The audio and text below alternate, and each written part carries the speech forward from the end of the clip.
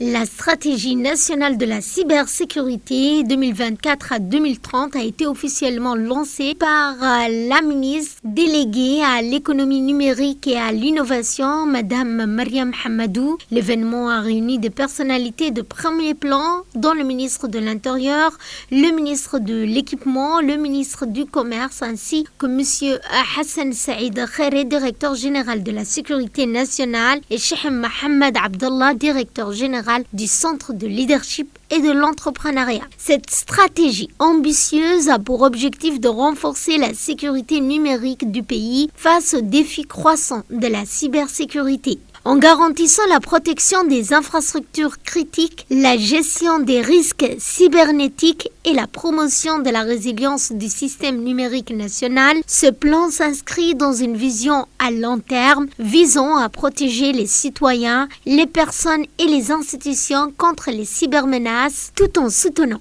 l'innovation et le développement économique. La mise en œuvre de cette stratégie sera suivie par une action concrète telle que la création de centres de formation spécialisés, l'amélioration des infrastructures de cybersécurité et la mise en place d'un cadre législatif renforcé pour lutter contre la cybercriminalité.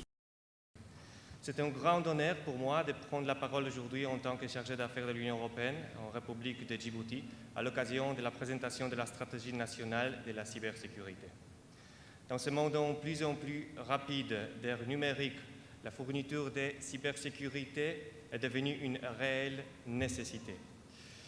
Il n'est donc pas surprenant qu'il soit rapidement devenu des priorités majeures pour l'Union européenne.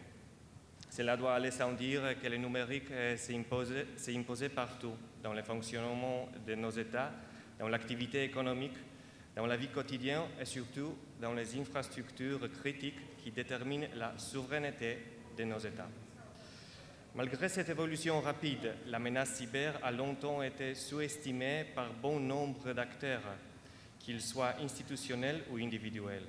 Or, nous sommes aujourd'hui confrontés à des attaques de plus en plus sophistiquées et dangereuses dont les conséquences sont souvent mal perçues.